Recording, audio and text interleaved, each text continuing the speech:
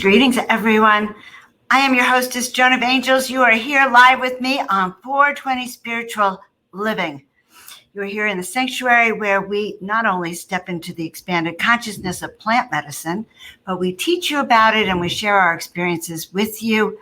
And I've been teaching about cannabis for the past few years, ever since I discovered the healing miracles, the body, mind, and spirit alignment, and even more important, the ability to open up your consciousness and have a closer communication with God, with spirit, and with what you're here to do. So welcome. I am Joan of Angels, and I have been working with these plants for quite a long time.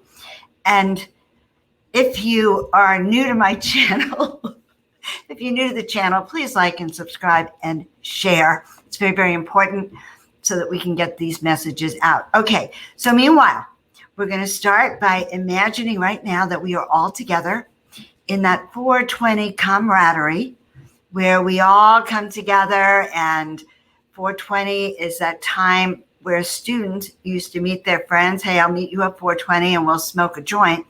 Well, nowadays people come together in a more conscious way, thinking that they can start to not only socialize, heal their body, but also come together in a more little spiritual way. So before we begin, I'm going to show you my ceremonial pipe. I take it with me to every ceremony, but I don't use it for smoking. I just think it's so beautiful and so symbolic of the art of sort of a different specialness. So a lot of my tools that I use are special to me. I'm also going to introduce you to the co-host.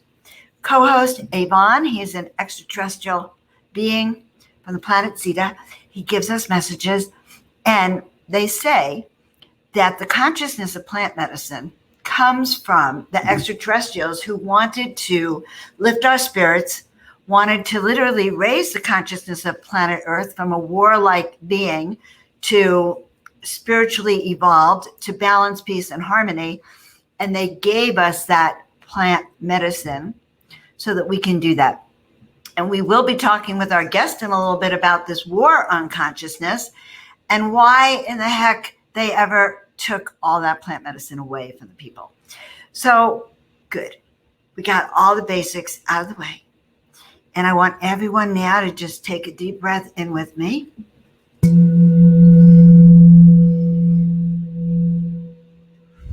And let it all out. And yes, you can take that deep breath with your cannabis. Absolutely. So take another deep breath. And let it all out. And just imagine right now we're sending our roots down to the center of the earth. That's right, sending it down through the crust and through the water, through the oil, through the minerals, until it gets all the way down to the center of the earth. And as we do that, we center ourselves. And so it is. Dearest angels and guides, the spirit guides of cannabis, we ask that you're with us today, that each and every person here on the show has an experience of enlightenment, of healing, of positiveness, of a new way of being, leaving with one thought even that's new, something that you didn't know before.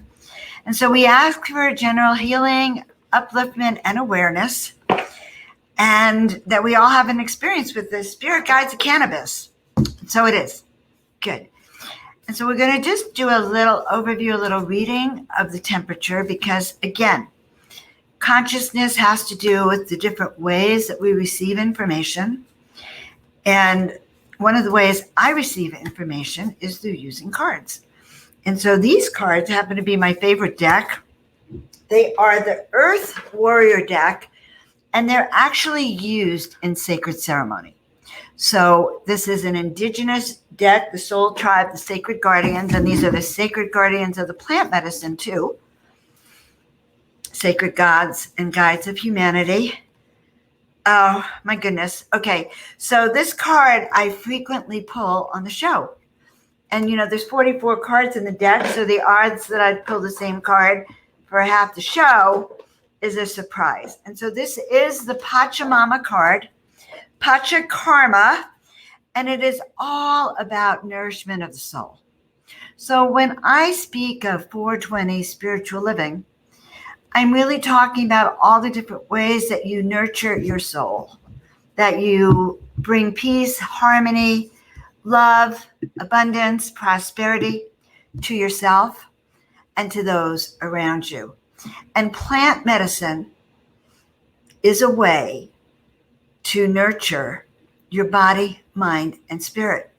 And so this card I find very fascinating. It's 32, so it's all about freedom of the soul as well. I'm going to give you a little insight as to what it says. These are very deep and complicated cards, just so you know. You are granted the gift of fertility, of creativity, and earthly abundance to support all your needs. So when you work with these plant medicines, whether it be cannabis, mushrooms, ayahuasca, or heart medicine, or peyote, they are all designed and have an ability to help enhance your creativity, enhance your fertility, and fertility is like creativity also, and your abundance to support all your needs. So waking up your consciousness, allowing in these plants can bring you a sense of loving yourself, caring for yourself more, and a sense of abundance and prosperity. And it can also bring in wisdom. Like I tell you that my little guide here has lots to tell us. So those are the benefits of cannabis. And so today, pay attention to your creativity, your fertility, and your ability to just kind of resonate with what you're hearing and opening up to new possibilities and potential, your potential, maybe answers to what you're here to do. Okay? So, good. Thank you. I'm so happy to be here with all of you. I get very, very excited. So now I want to take the time and opportunity to introduce a dear friend of mine. She's what I call a miracle ally. And when I speak of miracle allies, I am talking about people that help you step into your dreams, step into your visions, that believe in you, sometimes even more than you believe in yourself. Miracle allies are those people who, when you have an idea, they say, oh my God, Joan, that's amazing. And then maybe even helps you. Now, I call it brainstorming. She calls it heartstorming, but even help you heartstorm your way to grow your dreams even bigger. So I'm hoping Victoria Reynolds becomes a friend of yours too. She grew up in a doomsday cult. She escaped as a teenager, and now she teaches people how to free themselves from fear-based belief and create the life they love. So I actually want you to all imagine you're clapping your hands as I bring her in from the great audience beyond, and you're about to meet a really dear friend of mine. Oh yeah, we didn't even test her in the seat. We're going to move her over. So she is in the screen. Come on. Sweet, sweet, sweet. Well, hello, Victoria Reynolds. And it's so fun to have someone that doesn't have that Zoom or, screen between us. So you're live here in the sanctuary, right? Yes, and it's so much fun. It's so much more fun than sitting each of us in our little lonely home studios. Right. So I introduced you as my miracle ally. And you're really on the show as a Miracle Ally, but I kind of think we do it for each other. Yes. And so I want to start with this question for you, okay? When I read your intro, your bio, you grew up in a cult, right? Mm-hmm. So from the cult's point of view, what did you know about plant medicine or cannabis? Did you even know about it when you were younger? You know what? So I knew about plant medicine way before it was a thing. I used to call it the naturopath extremists. So the people in my community were so into natural, that they were anti-doctors, they were anti-medicine, and they were vax, obviously, but when we were kids, they were like 2. Okay, anti-vax. But as far as the weed, I knew nothing about. They weren't anti-sex either. How many brothers and sisters did you have? Oh, my mom had 12 kids, and my other mom, if you will, had 4 kids. Got it. So you grew up in a household of many children, but it was anti almost everything that people traditionally have. Mm-hmm. So, and you left home, you were 17, is that right? So it's a big world out there. Like, how did you come across cannabis then? Or other plants? When I was in college. Okay, so you left. It was the 1980s. Okay, so you ran away from home and you somehow put yourself through college. Well, no. No. Put myself in college. You put yourself in college. Okay. It doesn't necessarily mean that I Okay. out the way most people do. All right, I get it. So you put yourself in college and you're just recently escaped a cult, and now there's plant medicine. What happened? Well, it wasn't called plant medicine. No, it wasn't. What was it called in those days? It was called getting high. Okay. You know. Oh God. Okay. Yes, it was called getting high. Yeah. And all it did was make me fall asleep. So I didn't get the whole point. So I only did it maybe 3 or 4 times in my 20s. Okay. So were you introduced to other medicines? Any psychedelics or? Yeah, at the same time. But I chose not to take any of them because I was so afraid of having a bad trip. I was more afraid of the bad trip than the experience. But so being in the cult didn't prevent you from experimenting once you got out of this situation, right? Well, and actually, one of the reasons I left is because I'm a free spirit and I didn't obey the rules very well.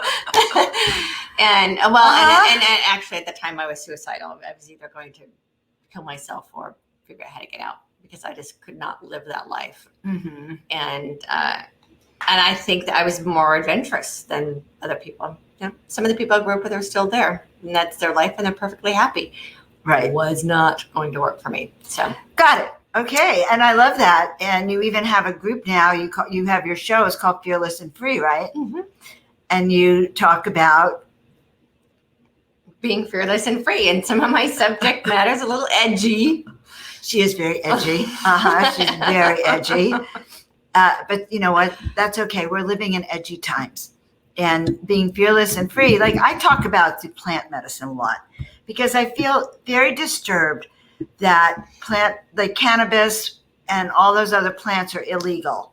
So I didn't actually know all the benefits of the hallucinogens and the psychedelics until the last few years. I did know about LSD. I did do a few LSD trips when I was younger, but I don't even remember them except that the wall moved and the floor moved. And so did my boyfriend. He ultimately had to move out, I think. That's what happened with that. But I didn't. Too much movement going on. Right. There was a lot of movement with that.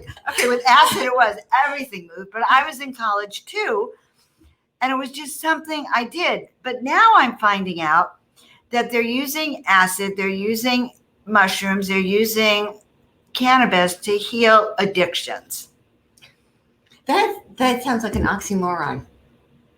Well, I could get why you might say that. All right. But because people that you're assuming when you say oxymoron, what do you mean? You mean that cannabis is an addiction already, an addictive drug? Well, So this is yeah. So it's like paradigm. Right? One drug for another drug. Okay, which they use in detoxing people from heroin. I worked in the detox for years and years and years. We used methadone, which is a drug. Right. Didn't make people feel good to take them off of heroin.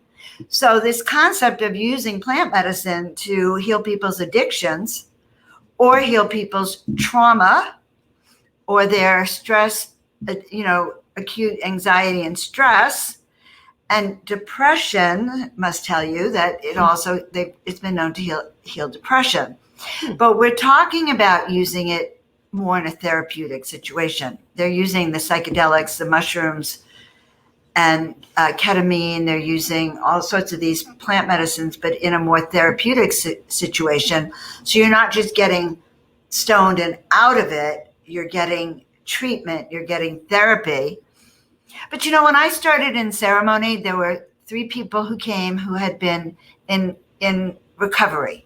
They had been in AA, and they were still feeling like they were dysfunctional. They needed help, and they came to our plant medicine ceremony. And their biggest fear was that they would go back to being an addict. Like, for an addict, this is huge. Yeah. For an alcoholic, it's huge to go to a plant medicine ceremony if you're really serious about being clean and sober. Mm-hmm. But the friends that I had that had been in recovery never went back to abusing alcohol or drugs because it's being used in a situation. Oh, and the other thing is that now you get to see the perspective of your whole life. Okay, you get to see why you came down, the big picture, what your family, all those lessons you had, my dysfunctional family, you're living in a cult, but you get to see from over here that perspective. Does that make sense? Well, yeah. It's almost like an out-of-body experience. Yes, right? But you can also heal your heart. So remember, when we have addictions or we're going through stress, we're out of balance in our body. Our hearts are broken. Literally, we can barely function on the planet because we don't feel good about ourselves. Self-esteem low, few skills and competencies. What if you could work with a plant medicine that helps you understand yourself, have love and compassion for yourself, and helps you kind of see almost like the entry point. If you're knitting and you have a sweater and it's all those threads, okay? But if you could see the entry point to your pain, and if suddenly you can have compassion for your mother and your father and your sisters and your brothers, and you understood why they're all in this church and religion and kind of the dynamics, which you really can get to see, you would then have more compassion also for yourself. You would understand how your pain put you in there. And then you find the things that bring you joy. Once you replace the pain with joy, and you find, we're talking about true freedom. What is true freedom to you? Well, it's going to be different for every person, but for me, it's the freedom to be myself. Right. Yeah. And so plant medicine and those heavy-duty psychedelics have an ability with support. Okay, I'm not telling you to go out and do this by yourself. I'm saying it's no fun to do it by yourself anyway. Okay, right. Okay, it's no fun to do it really by yourself, except I will say this. It's only been recently that people are moving from recreational to medicinal or purposeful or consciousness driven, spiritual driven. Now people are doing yoga and weed. Bet you didn't even know that. I didn't know that. Oh my God, I should come out to Huntington. More limber. I think they're doing it out where you are. And I think we ought to go and interview them and do it there. No, yoga and weed, exercise and weed, painting and weed. Painting and marijuana because it frees your consciousness. We'll have to do another. I'll have to do another field trip out here. You and I. Okay. Yeah. And paint and do weed. I need to tell you about our day to day. So we're talking about how Victoria has not smoked for many, many years. And here she is in the heart of Cannabis Valley. Okay. The Coachella Valley is one of the largest booming cannabis industries in the country. And actually, it could be not just in the country, but even in the world. We are a huge booming business. And of course, I am a cannabis advocate and a cannabis consumer using it intentionally. So Victoria came and I said to her today, she said, I want to have fun. Then you tell them what happened. Oh, well, that was kind of the theme that came in first thing this morning is fun. And so what's funny is that it has come up a couple of times today, not just with you, but on my Facebook feed talking about fun is the girl inside of you having fun. And so I said, yeah, I want to go do something fun today. And so Joan said, do you want to go to what are they called? A consumption lounge. Consumption lounge, okay? A place where people come together and you can smoke or do your cannabis thing. It's all pure cannabis, right? Yeah. So what did you think? Well, okay. So there was a phase about 20 years ago when people were going to cigar bars. So I don't know if you know that. I passed a cigar. They have a cigar bar in downtown Palm Springs. And I did look in when I was parking my car, but I did not go because cigar smoke. Yes. Anyway, that was the in thing about 20 years ago.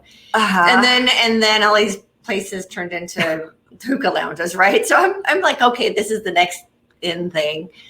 And so I did have some preconceived ideas. So you thought it was a hookah lounge. Well, yeah, kind of expecting that kind of thing. Mm-hmm. And not having any idea what to expect. And then I'm expecting like, oh my gosh, I'm getting a visual of the Naturalist Club in Zootopia. What? It says somebody's got to be a mom with kids. So it's like I'm expecting like either a hippie thing or maybe a medical place for people in clinical suits and clinical suits, space suits. Yeah, I don't know what to think. I'm like, gloves, or it's going to be all like druggy hippies or something, except for Cool Joan. But so I didn't know what to expect. I didn't even think about this when I took her. Just so you know. Yeah, you're just going to take me in. And then you were describing a half a dozen different places and which one do you go to. And so driving around Palm Springs, Coachella Valley, they're everywhere. Dispensaries. All right, what did your kids say to you when they saw the signs? They go, Mom. Oh no! They said, Mom, why are there so many cannabis places? And I said, because they can. There was like driving up the coast. Because they can. Because they can. There were so many. Like at every gas station, every stop, there was somebody selling cannabis. Wait. Out of their truck, or is it just like a little bit? Sometimes they said there were storefronts, but it's like grocery store / cannabis. Okay, well, I'm not sure that's legal.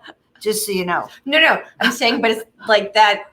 That's not the size of the stop. Got it. Yeah, got it. Yes. Well, here in my little town of Desert Hot Springs, I think we have something like 35 dispensaries, and Coachella Valley is packed.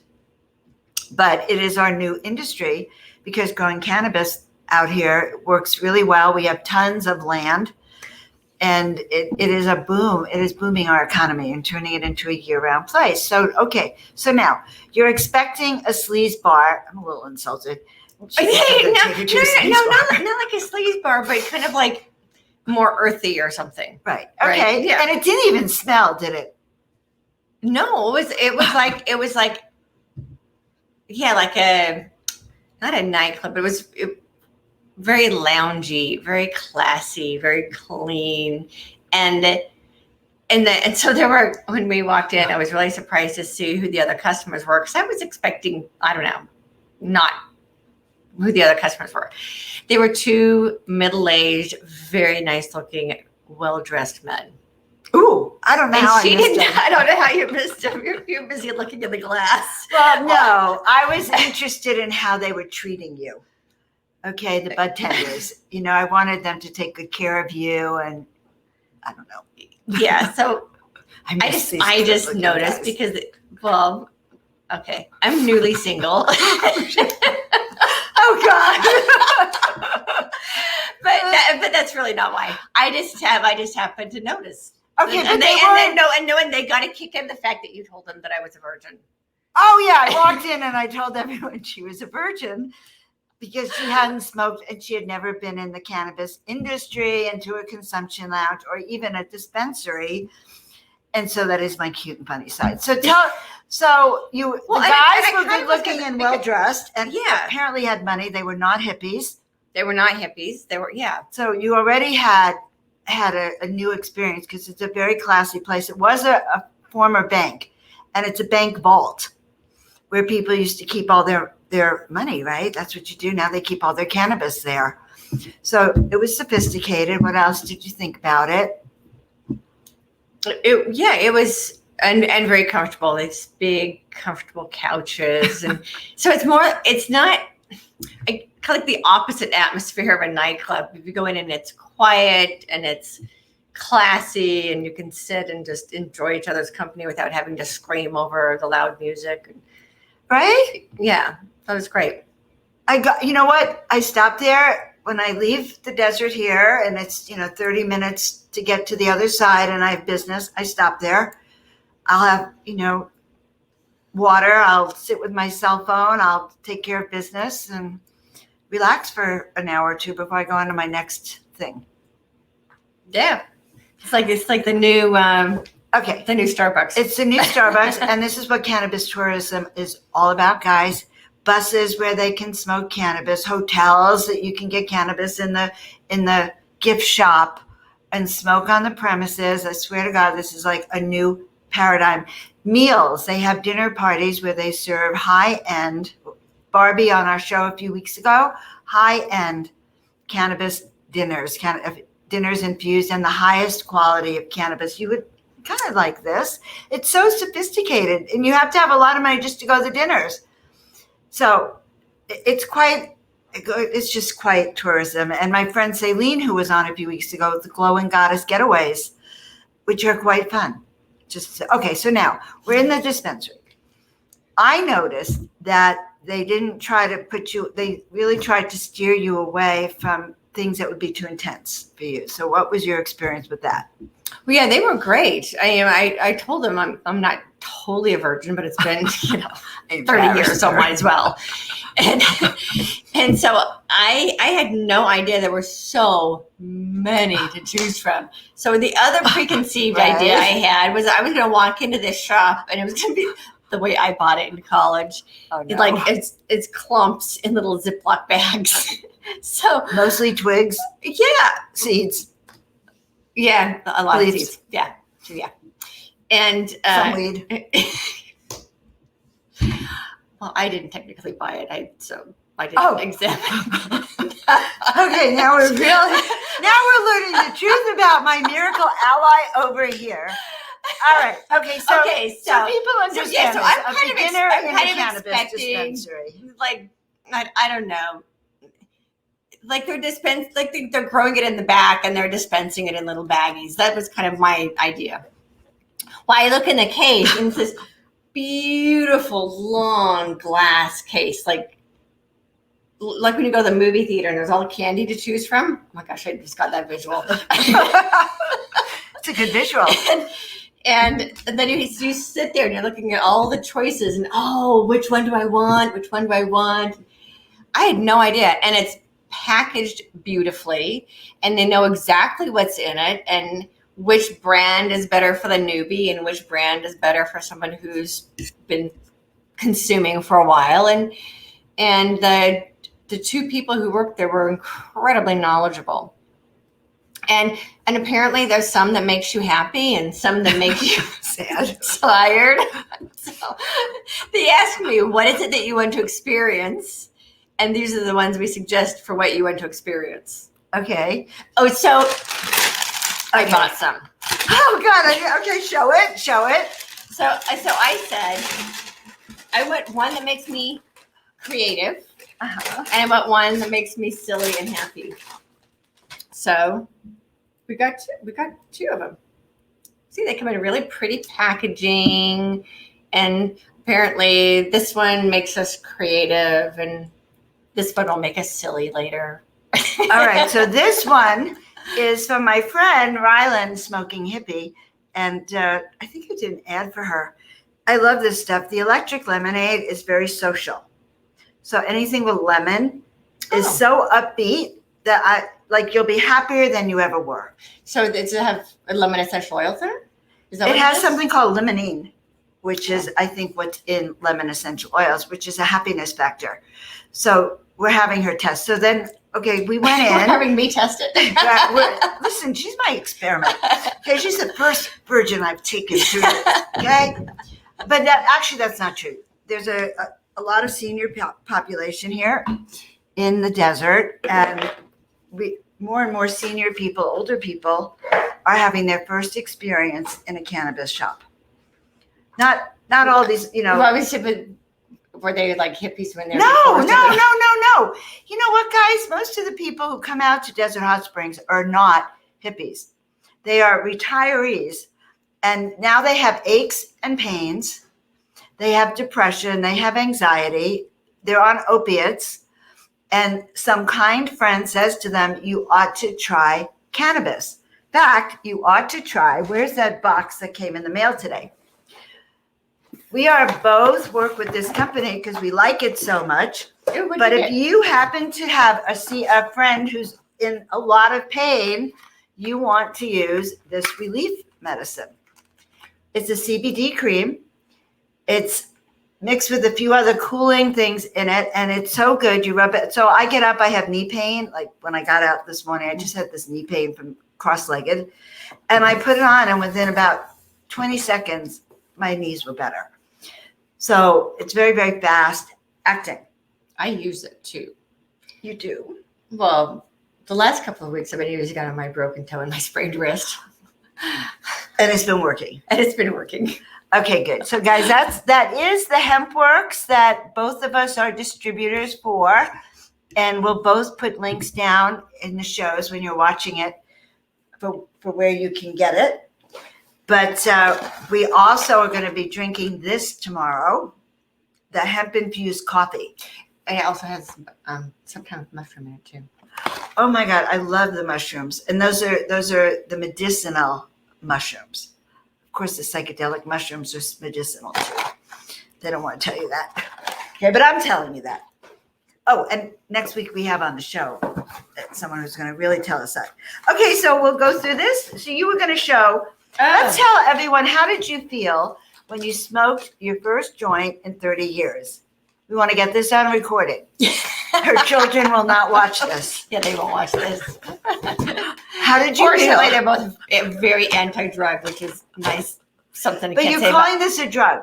Well, no, this is a plant. But let me finish. Okay, so, but I like that they're anti-drug. I mean, they really have drilled it into these kids since they were little, anti-drug and anti-alcohol.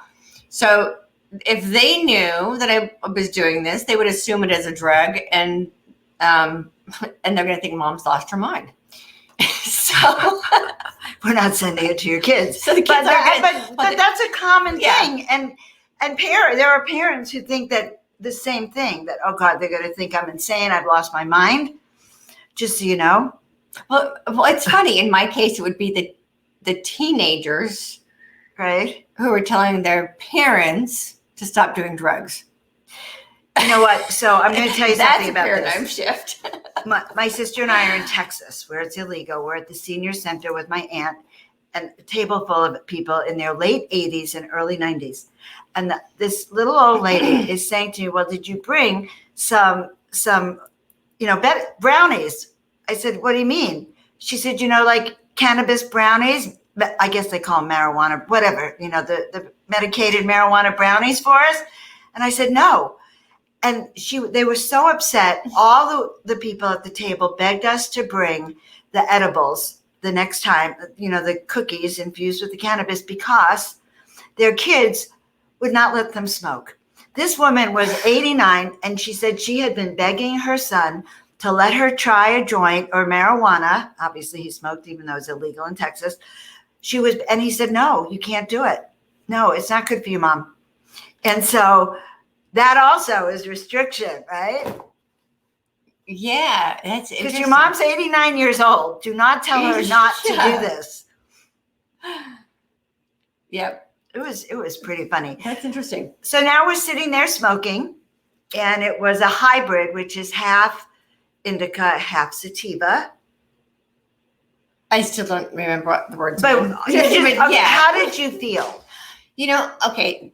So, okay, it came out of this pretty package. I have to talk about the packaging because Oh, yeah. I mean, it's not a Ziploc with some rolled up, right? And so it sticks in this really pretty package. We sit down on this really nice couch, and the what do you call it? Well, it's not the cigarette. What is it called? The joint. The joint. Actually, they call it a pre-roll. They don't even say, they call it a pre-roll. Everyone knows when you say pre-roll, you mean pre-roll joint. Okay. So you smoked a pre-roll. Okay. Yeah.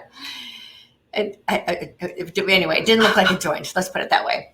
It's nice and nicely wrapped. I mean, I'm just kind of blown away by how classy Right. it is. Mm-hmm.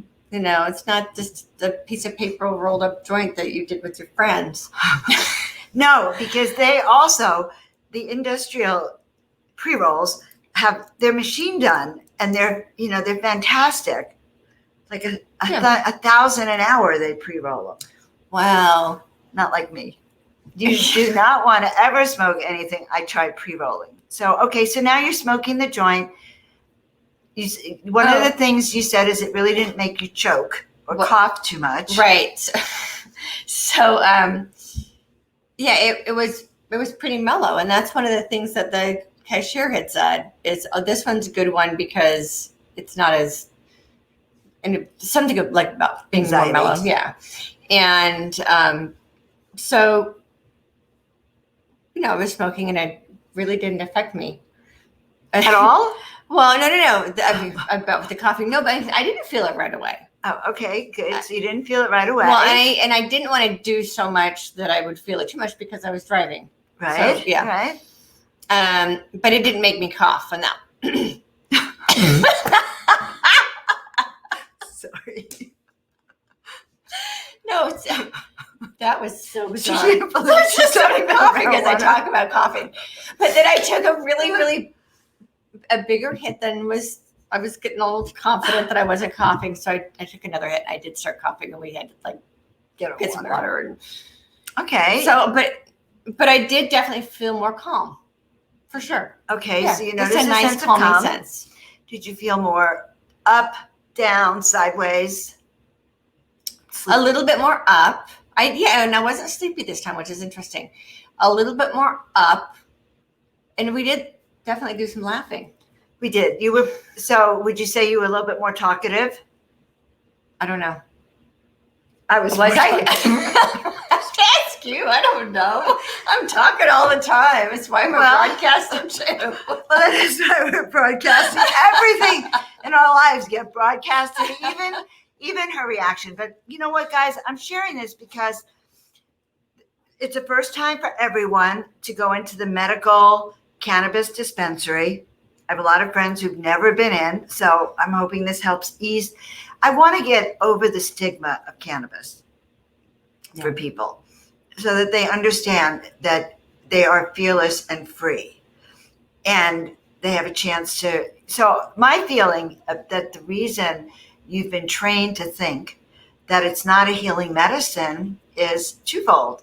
They don't want you to have that expanded consciousness because, oh God, you're going to like this.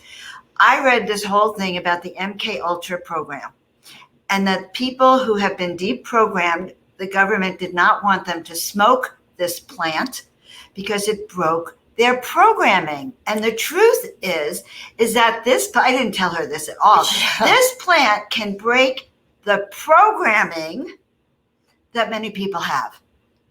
The government, that's why one of the reasons the government banned it for 50 or 70 years was so that they can kind of squash our consciousness, our questioning. I know you probably didn't even know that aspect. I didn't. And, there were a lot of government programs where they actually programmed people, and those people were not allowed near any of this plant medicine. That's interesting. Right? I can see it's going through her brain. because that is a little bit of a shock. And of course, the other reason is the what I call the chemical companies. That starts with a PH, and you have to have a prescription for, and all of those prescriptions they cause an effect in your body and a side effect. And there are side effects to every prescription you take. So if you're taking opiates for pain, or even Tylenol or aspirin, that is having a long-term deleterious effect on your liver and your whole body. And cannabis and plant medicine does not have that effect. So in states that have medical cannabis, the use of opiates is going down tremendously. That's great. And in states that have cannabis, children are being treated for seizures. There's really no treatment for seizures, and these are very expensive chemical drugs. You know what word to replace that with.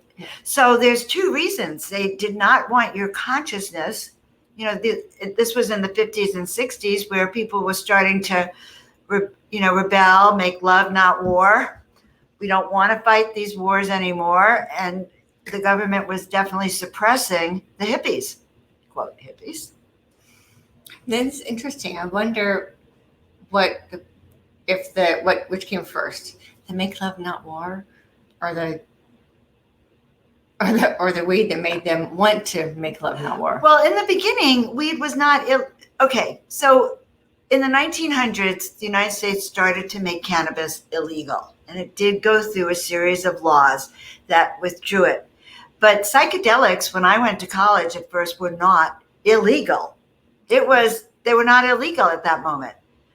And cannabis, even though it wasn't quite legal, it wasn't illegal until the 50s and 60s, where they actually came out with new laws that definitely took it off the market. And that was Nixon. And Nixon was known to state that he didn't want the protesters anymore. He didn't want the hippies. And so he said that if we make it illegal, because we know all those hippies are smoking cannabis, we will get them in the prisons and take them off the streets. And so it also was not just targeting the African American population. In those days, it was actually also targeting the hippies, the activists that were protesting the war. So it has been a war on consciousness, and your attitudes, like if you think of that movie, Reefer Madness, or, the film I showed a few weeks ago, these sloths, you're going to be a sloth. You'll be, never make any good. You're going to be an addict. Well, yes, there are drugs that are bad, very bad. When we talk about meth and heroin, they are not plants, though. They are chemicals. We are talking about using plants that can help heal. Right.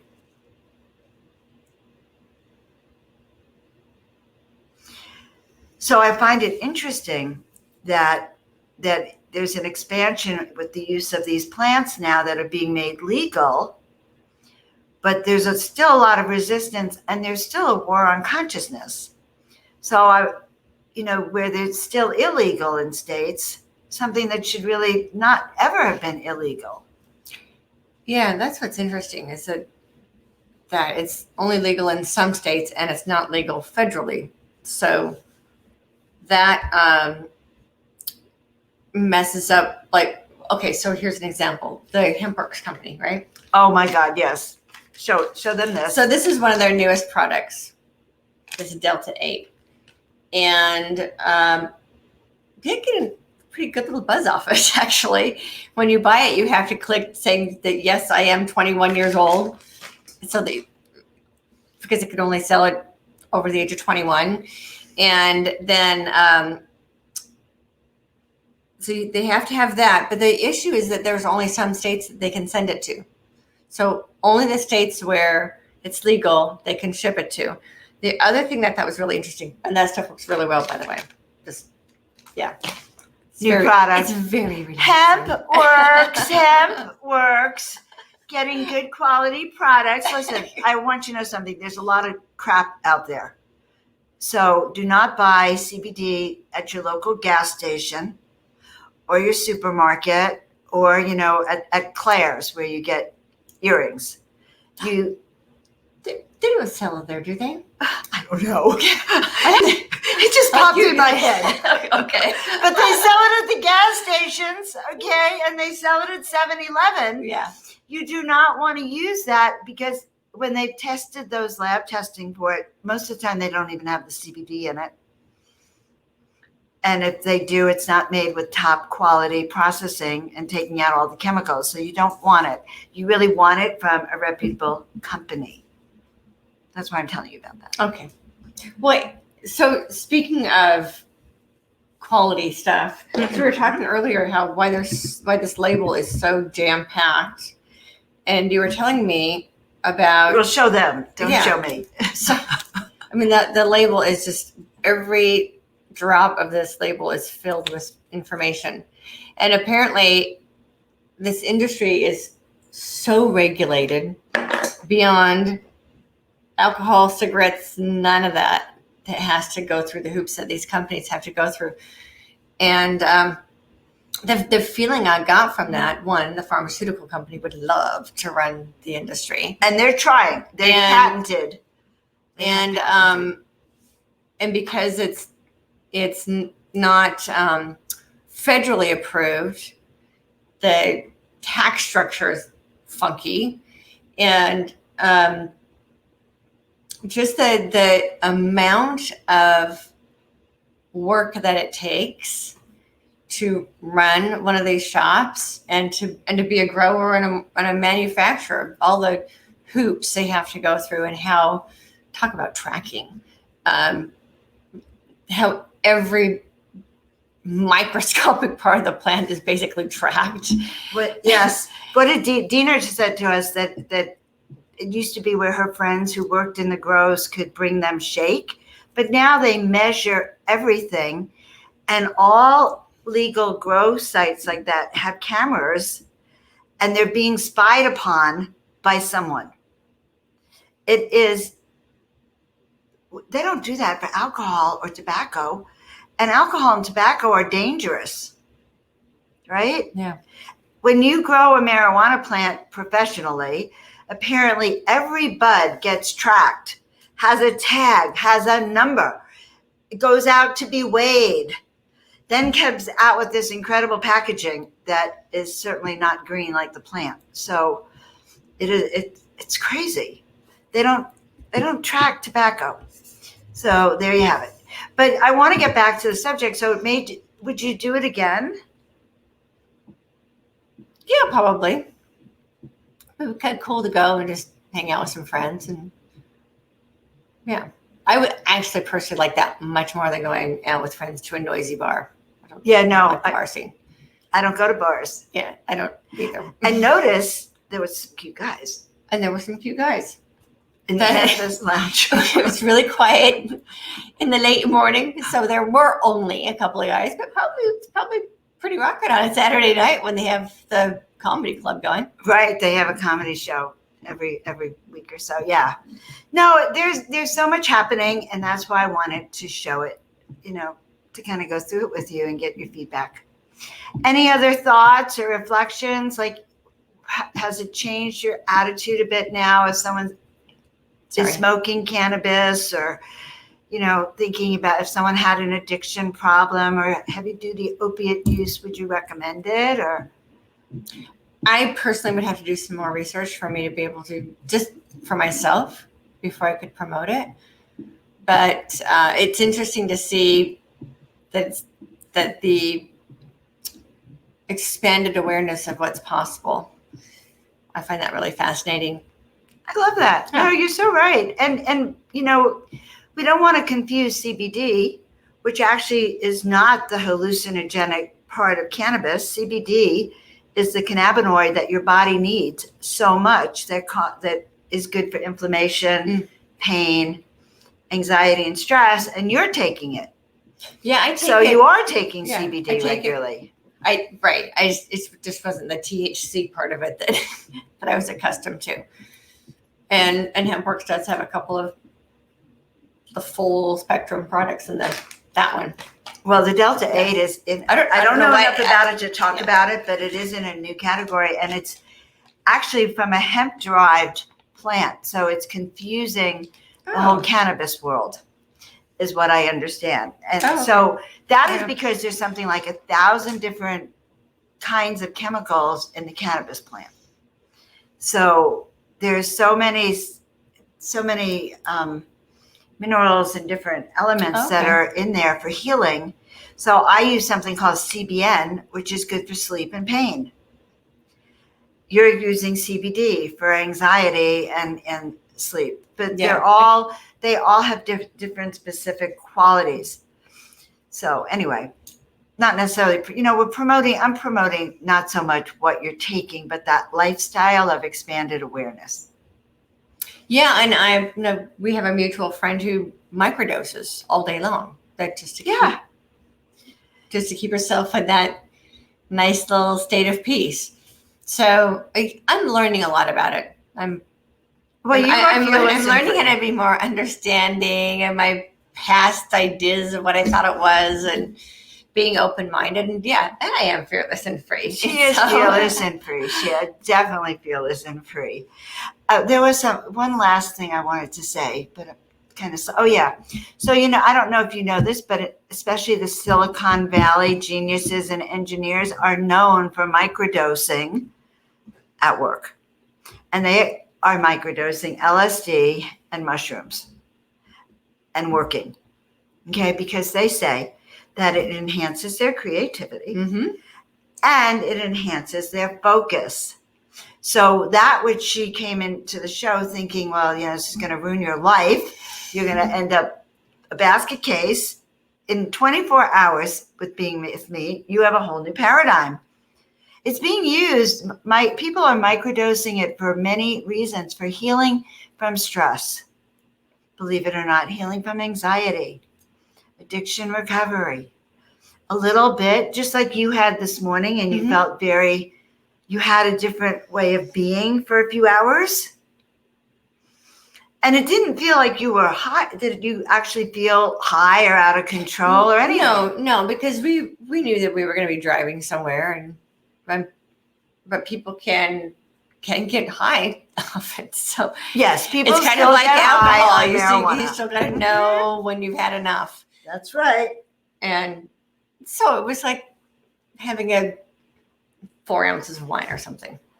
Right. Yeah. Did it impair your driving? Mm-mm. I was in the car with her. Thank God it didn't. Okay. I love it. I'm so happy that you came on the show with us, that you shared your insights. I hope you learned some new things. I hope all of you guys learned new things. I'm very grateful that you've been with us today. Don't forget to join my Monday show, Miracle Mondays. I go live every Monday, 7 p.m. Pacific time on YouTube and on Facebook. And what do you do that's different on that show? Oh, well, we don't talk about cannabis, okay?